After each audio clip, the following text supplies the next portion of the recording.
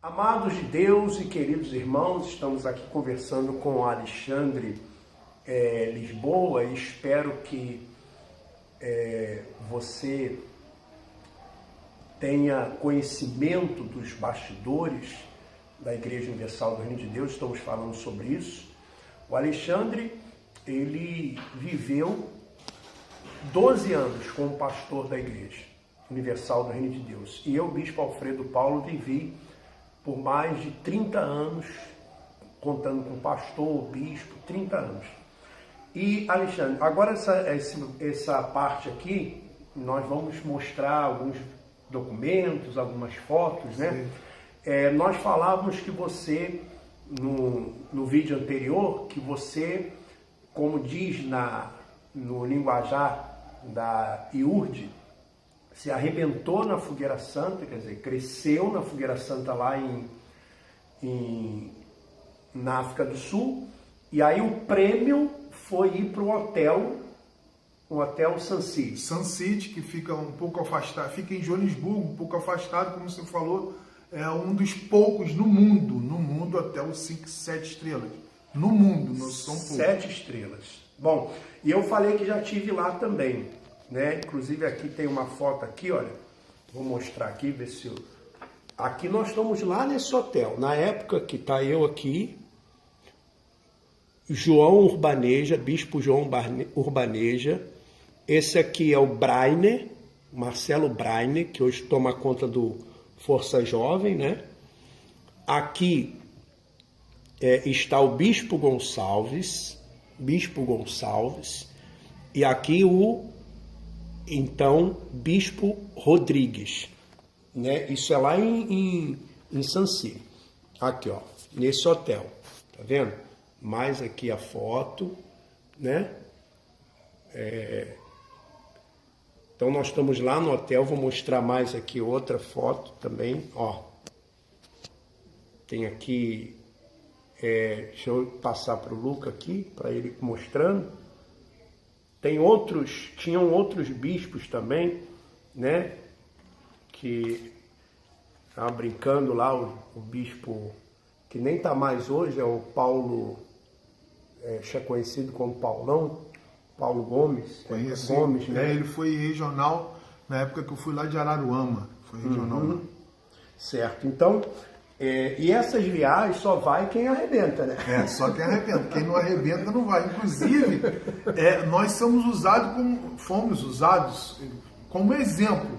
Uhum. Ó, eles foram, quando chegava depois da viagem, aí era dito na reunião, tá vendo? Eles foram, porque eles arrebentaram. Você que não foi, porque você não arrebentou. E lá, quando chega lá também, as suítes, a condição econômica é de acordo também com a sua posição, né? Eu fiquei numa suíte simples, mas bem luxuosa, mas o Crivella, os outros bispos ficaram em suítes melhores. Sempre de acordo com a sua posição. Exato. Agora, essa aqui eram algumas fotos minhas, tem uma mala aqui de fotos. Literalmente uma mala de fotos. Pode até mostrar aqui, ó. Isso aqui, ó. Tudo isso aqui são fotos. Tudo são fotos de viagens, né? Um dia eu vou começar a mostrar essas fotos. Foto com o Bispo Macedo, foto com o Bispo Clodomir, foto com a cúpula da instituição. Agora, umas fotos suas aí, ó. Essa aqui é com o Bispo David. Com o David, né? Que ainda está na obra ainda, né? Deve estar. Tá. Isso aqui é na Smith Street, lá em Durban. Uhum. Esse aqui também é na Smith Street. Também. E lá o grupo jovem lá da igreja que eu era. Tá certo. Então isso mostra que Isso aqui é do apartamento que eu morava lá em Durban. A vista que você tinha lá de Durban. Né? E tem umas fotos suas também. Quando eu comecei. Quando eu comecei. Começou na obra. Na obra, aqui no Brasil. No Peró, em Cabo Frio. Aham. Tá certo. Agora, eu queria mostrar uma coisa aqui, Alexandre. está aqui novembro de 93, Peró, Cabo Frio, né? Vou mostrar uma coisa aqui, que quando você vai lá para África do Sul, aí o que acontece? A igreja pagava o seu INSS. Quem pagava era a igreja. Era a igreja. No caso, na nossa autonomia, né? Nós sempre, o pastor é um autônomo, ele não é um empregado da igreja. É como se ele presta serviço para a Igreja Universal da Reino de Deus. Ele não faz parte, ele não é um funcionário, né? Então eles pediam a gente o nosso. Quer dizer, a igreja faz isso para se livrar de uma ação trabalhista. Claramente. Para que não, ele não era ele era um autônomo. Ele era um autônomo. Ele era um prestador de serviço. Era como se fosse tanto que a gente recebia um RPA, Recibo de Pagamento de Autônomo. E foi aqui a prova também que aconteceu a mesma coisa comigo, que está aqui, foi para Joanesburgo. Está o meu código, que era 1866, esse é o meu código de pastor, e pararam de pagar. Quer dizer, eu mostrei também os meus carnês, como que eles me mandaram, e também pararam de pagar. Porque a igreja que pagava, não era o pastor que pagava. Né? E você tem aqui também outros documentos aqui. Esse aqui era o recibo, eu tenho aqui o recibo de pagamento. De pagamento, né? Que eu tinha o pagamento aqui. A gente em inglês chama de payslip. Payslip. Isso aqui era pagamento de luz lá, porque lá o pastor pagava sua própria conta de luz.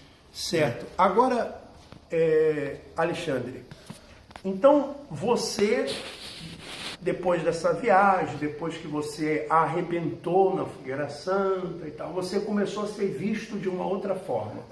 Aí eu comecei a ser visto de uma outra forma e comecei a ter duas funções na igreja. Eu tinha a minha igreja e depois eu comecei a ter a função do estúdio de televisão, que agora nós vamos chegar à questão dos $500 mil, que eu falei no áudio. Que eu fui para uma outra igreja, mais na capital, e também era uma igreja boa, e nessa igreja eu tinha uma segunda função, que era administrar o estúdio de televisão lá na África do Sul. Porque os bispos lá dos países que falavam inglês, quando eles vinham para a reunião com o Crivella, eles gravavam os programas nesse estúdio. Eu, e juntamente com o rapaz de Minas Gerais, nós editávamos os programas, botávamos em fita e dava para os bispos passarem nos seus respectivos países. Porque eles compravam spots, ele fala inglês, né? Espaço na televisão, no caso, Botsuana, Nigéria, Zimbábue, o próprio Uganda também. Os países que falavam inglês, os bispos iam lá, gravavam os programas e eu era responsável de alugar o câmera, maquiador, toda a setagem dos programas. E foi ali que eu tive o conhecimento dessa evasão de divisas, que já foi tratada aqui em vários vídeos, que iam pastores para Moçambique. No meu caso eu vi vários, colegas meus que iam em Moçambique, eles tinham que se ausentar por 3 dias para uma viagem longa, eles iam de carro. Eles iam para Moçambique e traziam os dólares para Joanesburgo. Deixa eu perguntar uma coisa. Gravavam os programas de televisão na África do Sul. Na África do Sul, mas na igreja? Não, no estúdio de televisão, era um estúdio enorme. E essa televisão era o quê?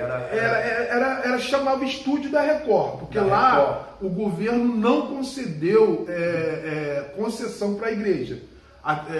Até quando eu saí de lá, o governo não deixava fazer programa, nem programa. Nós conseguimos fazer lá na África do Sul. Então o Crivella ele alugou esse estúdio, um local, e lá nós fizemos um estúdio com câmeras. Vieram profissionais da Record do Brasil para a África do Sul para montar esse estúdio, e os bispos dos respectivos países que falavam inglês iam lá, gravavam esses programas Mas tinha a Record lá? Não. Não. Tinha só o estúdio. Só o estúdio de televisão. Aí chamava o estúdio da Record, mas era só para a gravação de programas para os bispos. Na verdade, era até muito difícil. Nós conseguimos muito pouco espaço lá na África do Sul, porque o governo não deixava a igreja fazer programa lá. Então, foi ali que eu comecei a ver essas evasões de visa. Eu vi com meus próprios olhos de pastores, colega meu, que iam para Moçambique, né, e falavam, tinham até medo de ser pego na fronteira. Se você é pego na fronteira com dólares não declarados, você é preso. Uhum. E houve o caso de eu ter o bispo, hoje o Valdomiro, o apóstolo Valdomiro, entrou em contato comigo, como eu era responsável do estúdio, e ele queria comprar equipamentos, porque lá em Moçambique tem a Rede Record, lá tem a televisão da Record, tem a programação lá em Moçambique. Então ele precisava de alguns equipamentos, câmeras, luz, cavaletes, vários tipos de equipamentos, eram caros. Como existia uma empresa na África do Sul que importava esses equipamentos da Europa, ele falou, olha, você vai entrar em contato com fulano de tal lá em Moçambique. Nessa época, quem estava em Moçambique, pela Igreja Universal do Reino de Deus, era o Valdomiro. Valdomiro na época. Eu conversei com ele e foi quando eu liguei para Moçambique, falei com o responsável lá pela televisão de lá, e ele me deu a lista dos materiais, dos equipamentos que eles precisavam. E eu fui lá, fiz o orçamento dos equipamentos e mandei para eles o orçamento. Então, vai dar aí uns $500 mil. Aí falaram, olha, você vai receber o dinheiro tal dia do fulano de tal, o pastor fulano de tal vai se encontrar com você em tal lugar e ele vai te passar o dinheiro. Eu fui também muito apreensivo, porque era dinheiro, não foi cheque, foi dinheiro vivo. Eu dirigi uma van, uma Toyota, e me encontrei com esse pastor, e esse pastor me passou uma mochila, tipo daquela maior, do que aquela ali, bem maior, que continha $500 mil. Eu fui, peguei o dinheiro, juntamente com o orçamento, com o papel do orçamento, e levei nessa empresa e paguei em dinheiro os equipamentos da... Então você pegou o dinheiro em Moçambique? Não, veio de Moçambique. Veio de Moçambique. Porque eu encontrei, esse pastor veio de Moçambique e encontrou comigo em Joanesburgo. Ah, entendi. Ele veio de Moçambique, encontrei com ele num certo lugar, que foi me dito, você vai encontrar com ele em tal lugar. Aí lá ele me passa o dinheiro. Me passou o dinheiro, eu botei na van e levei para essa empresa. Quer dizer, certamente foi uma evasão de divisa, porque o certo era, porque na África do Sul houve um problema de auditoria. Os bispos que estão vendo esse vídeo, eles sabem disso. Houve um problema de auditoria, porque muitas coisas que se faziam lá, em vez de pagar em cheque, se tirava direto da sacola da oferta e pagava. Então o governo abriu um escritório dentro lá da sede em Smith Street para fazer uma auditoria, porque estava havendo muito problema. E eu sabia disso. Mas quando eu vi que em vez de pagar em cheque, né, um cheque nominal à empresa, veio em dinheiro, eu vi que certamente aquilo ali tinha alguma coisa errada. Uhum. Tinha algo errado ali. Mas como a gente tinha que fazer vista grossa, nunca poderia dizer não. Se eu falo não, você diz, não vou fazer isso. Esses $500 mil, na sua visão, eles vieram de Moçambique. Porque o pastor era de Moçambique. O pastor era de Moçambique. O pastor que me passou o dinheiro era de Moçambique. E o responsável de lá era o Valdomiro Santiago. Estão falando de que ano? 2001. 2001. Nesse ano, 2001, você estava lá em Joanesburgo, você estava na África do Sul. O Bispo Macedo ia lá pelo menos 2, 3 vezes ao ano. 2, 3 vezes ao ano. 2, 3 vezes ao ano. Isso ele ia. E ele ia lá para fazer reunião com os pastores, com os bispos, e também fazia reunião lá na igreja. E como eu assisti os outros vídeos, você falou sobre que ele levava o dinheiro no avião, eu liguei uma coisa com outra, que era sempre depois da campanha de Israel. E porque quando eu chego em Portugal em 2002, Esse esquema já existia, de trazer dinheiro de África para Portugal. Já se existia, é antigo, é um esquema antigo já de evasão de divisa. Então, porque ele está falando de 2001, eu chego em Portugal em 2002. Em 2002 que eu voltei para o Brasil para fazer um tratamento médico, porque lá eu não estava conseguindo saber qual era o meu problema, mas já existia, e com isso eu comecei a questionar. E quando veio também aquela história que nós conversamos pelo áudio, que das campanhas, que ia acabar as campanhas, que o diabo estava usando as campanhas para acabar com a Igreja Universal do Reino de Deus, que a Igreja Universal estava se corrompendo, se prostituindo com as campanhas, mas depois de 6, 7 meses, parou. Houve um período que parou as campanhas, as pessoas só faziam pedido, davam dízimo normal, não podia pedir dízimo triplicado, estava proibido. Esse negócio, dízimo dobrado, dízimo triplicado, está proibido, não é mais para pedir. Acabou. Mas depois de 6, 7 meses, se não me engano, 8 meses, começou aos poucos a voltar tudo de novo. Tudo de novo. Então foi aí que eu comecei a questionar, meus questionamentos aumentaram e eu tive problema com o David, muito problema por causa disso, desses questionamentos. Você acredita que as campanhas, elas voltaram devido ao quê? Por que voltaram? Com certeza porque para manter o poder, porque quando começou a parar, quando houve essa parada, isso foi visível. Eu tinha acesso ao escritório lá e começou as contas virem, as despesas continuaram e a igreja sempre tem planos de abrir mais igrejas, de fazer mais coisas e a oferta já não entrava mais como antes. Aí, como a oferta não entrou como antes, aí eu percebi a razão por que começou a voltar tudo de novo. Porque quando o David estava na África do Sul e ele saiu, foi para os Estados Unidos, e veio o Renato Cardoso, que é o genro do Bispo Macedo, ele já veio nessa filosofia de que não tem campanha, e que não pode dar envelope de campanha mais, é só dízimo, voltar aos primórdios, lá em 1979. Inclusive, ele falou isso na reunião com a gente, nós vamos voltar aos primórdios, quando começou, que a oferta era voluntária, você vai ter que dizer na reunião que a oferta é para televisão, que a oferta é para o rádio. No caso, lá tinham esses programas de televisão que a gente gravava, a gente falava lá, que os bispos iam lá gravar. Então, vocês vão voltar para os primórdios, vai fazer como a igreja começou. A oferta, inclusive, estava proibido de falar que a pessoa ia dar oferta para ser curada, que a pessoa ia dar oferta para a família. Não, a oferta vai ser para a obra de Deus. Como eu conheci a igreja, era assim.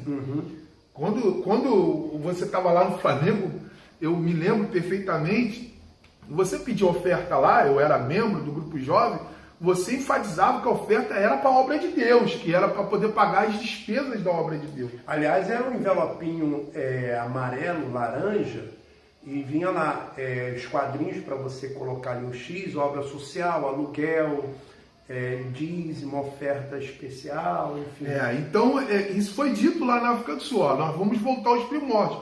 Mas, como eu tinha acesso ao escritório, e eu comecei a ouvir que começou a cair a oferta e as despesas continuaram, porque eram despesas altas, obras em igrejas, e o Renato Cardoso, eu não sei se essa foi a razão por que ele saiu de lá, porque na verdade, quando começou a cair as ofertas, começou a cair os privilégios. Eles começaram a cortar os privilégios, porque todo ano eu trocava de carro, eu tinha um cartão de gasolina que praticamente era ilimitado, podia dizer que era ilimitado, então foi cortado, começou a haver cortes de luxos, né, que os pastores tinham lá na África do Sul, começou a cortar muita coisa. Olha, por que eu falo que a fogueira santa de Israel é a galinha dos ovos de ouro da instituição Igreja Universal do Reino de Deus? Se a Igreja Universal do Reino de Deus parar de fazer campanha e fazer Fogueira Santa de Israel, a Record quebra. A Record quebra. A Record, que tem repetidoras em outros estados, quebra. A Record Internacional quebra. Quebra. Fecha. Escute o que eu estou falando para você. Eu já gravei um vídeo, não sei se estava no canal antigo, que foi removido, que a instituição Igreja Universal do Reino de Deus, a cúpula sabe disso, não pode deixar de fazer campanha. Eles não podem parar de fazer campanha. Porque se parar de fazer campanha, todas essas empresas que estão ligadas à igreja, elas quebram, elas fecham, rádios quebram, empresas quebram. Então tem que fazer campanha. Eles são, pela estrutura que se criou, pelo sistema que se criou, eles são obrigados, por causa desse sistema, a fazer as campanhas. E aquilo que você já mencionou, parou de se confiar no Espírito Santo, no poder de Deus, porque, como eu falei que ele disse que ia voltar aos primórdios, a igreja enchia naquela época. Quando você estava ali no Flamengo, era de manhã, de tarde, de noite, a igreja lotava, e não se precisava fazer isso. Claro, a igreja era mais limitada, em termos de financeiramente, o poder era mais limitado, mas ali havia o poder de Deus ali. Eu vi o poder de Deus. Então o que aconteceu? Eles pararam de acreditar nesse poder, de confiar no Espírito Santo e começaram, o dinheiro, a política e a comunicação. Então eles têm medo de perder isso, porque se eles perderem isso, eles acham que a igreja vai ser destruída. Vocês pararam de confiar no Espírito Santo. Exatamente. Bom, e agora, essa questão dos dólares lá que você recebe lá em Joanesburgo é uma coisa. Agora, tem uma questão também dos dólares que você mesmo traz. Isso ficou em 1999. Voltando um pouquinho atrás, foi-me dito que eu fui escolhido entre alguns pastores brasileiros a vir visitar a família. Como eu fui para lá em 95, foi no final de 99, eu fui escolhido para poder visitar os meus parentes. E eu creio que isso foi um pretexto, porque você falou que não foi só eu, foi vários pastores. Foram uma leva de 11 ou 15 pastores, paulistas e cariocas. E quando eu vim em 99 visitar minha família, que eu fiquei uma semana aqui no Rio de Janeiro, foi-me dado um pacote de presente, uma bolsinha, e nessa bolsa tinha um pacote. E esse pacote eu tive que esperar ele ser preparado lá na sede de Joanesburgo, pela secretária, e ela embrulhou os dólares, eram 50 mil dólares, e eu tive que esperar. Ela me disse o valor, mas você falar a verdade, eu tive que esperar ela preparar o pacote. Eu não vi o dinheiro, mas ela me falou, aqui tem 50 mil dólares, não se preocupe porque está envolto em papel carbono. Porque o papel carbono, segundo eles, era para burlar o sistema do raio-x do aeroporto. Ela falou, não se preocupa, você não vai botar esse dinheiro na mala, não é para você botar na mala, você vai levar na mão, esse pacote você vai levar na mão. Se te perguntarem, outro detalhe, se te perguntarem, você diz que é um presente que você está levando para sua família, que você está indo no Brasil visitar a sua família. Mas eles não falaram? E se descobrirem que é dólar? Não me falaram. Não me falaram. Aí vem a questão, né? Depois podem, do pastor Abel, depois podiam dizer que você estava roubando. Exatamente. Não me falaram isso. Se eu fosse pego, qual seria o procedimento? Não me falaram. E que esse pacote eu não poderia botar na mala e que eu teria que entregar ele à dona Jane, que é a esposa do Crivella, no aeroporto de Guarulhos Internacional de São Paulo. Eu cheguei em São Paulo, entreguei e ela me deu o código da passagem da ponte aérea para São Paulo, Rio de Janeiro. Nessa época veio só você ou vieram outros? Vieram uns 15. Mas será que os 15 trouxeram? Todo mundo tinha um pacote. Todo mundo tinha Eu um pacote. sabia do valor do meu, eu soube do valor do meu, não sabia do valor do pacote E do todos entregaram a ela? Era para entregar em São Paulo. Para ela? Não sei se era para ela, mas eles falaram que entregaram em São Paulo.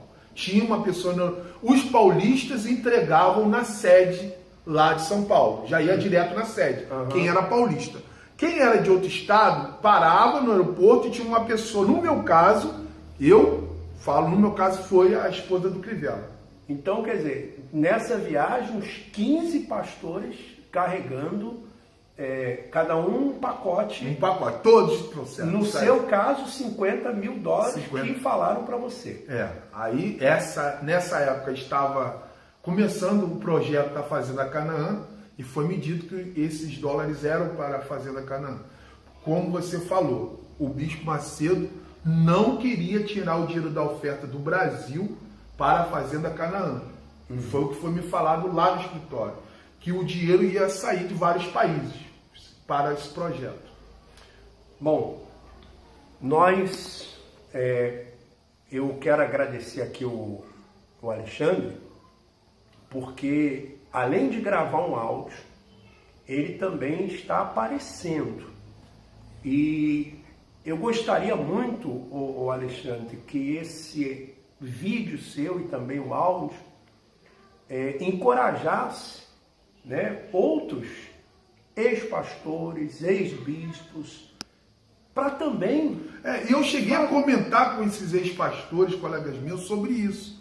E eles falavam, não, eu não quero me meter, eu quero viver a minha vida, não vou falar isso, vai me comprometer, sei lá, se a justiça vai vir me procurar, se pode comprometer. E no meu caso, a razão de eu estar vindo aqui e em vídeo falar isso é porque foi a sua atitude, porque eu nunca fui um pastor que aparecia na televisão, eu fazia programas de rádio locais, mas eu nunca fui. Você aparecia na televisão, você fazia programa de televisão, você era um bispo conhecido na igreja. Eu não, sempre nunca fui bispo, nem regional eu fui. O máximo que eu cheguei foi essa responsabilidade do estúdio. Mas como eu nunca tive essa visibilidade dentro da igreja, como você teve, eu sempre achei que algo tinha que acontecer para que essa verdade viesse a ser reposta. Porque como eu te mandei pelo WhatsApp, existem verdades que nós temos que repor. Porque tem pastores que estão gravando vídeos e dizendo, vai ser revelado, o que está oculto tem que ser revelado. Não é para vocês revelarem. Não, eu acho que tem verdades que nós temos que revelar. Deus sempre usou pessoas. Deus sempre usou pessoas. Né? Como é que Deus vai mostrar a verdade se Ele não usar pessoas? Para que essa verdade seja mostrada. Então, Alexandre, que isso sirva de encorajamento para outros, né? Porque hoje existe esse meio de comunicação, a internet, exatamente, né? Para que a pessoa possa expressar a sua opinião, enfim, e repor mesmo a verdade. Nós gostaríamos muito, se você quiser, entre em contato comigo através do WhatsApp, que é o 21 980 19 60 17. E o e-mail alfredopefilho@me.com. alfredopefilho@me.com. Deseja falar mais alguma coisa, Alexandre? Não, exatamente isso. Esses colegas meus que não estão mais na igreja, que vê que esse sistema, né, que infelizmente veio a ficar assim, não era assim. Quando eu comecei não era assim, e que veio ficar assim, se corrompeu, e que eles venham também tomar a mesma atitude que nós estamos tomando, porque as pessoas têm que saber da verdade. Claro, sem dúvida, porque muita gente tem sido prejudicada por causa desse sistema. Se você gostou, compartilhe essa série de vídeos, dê aí o seu ok também, tá bom? E que Deus continue abençoando a todos vocês. Um forte abraço. Vamos em frente.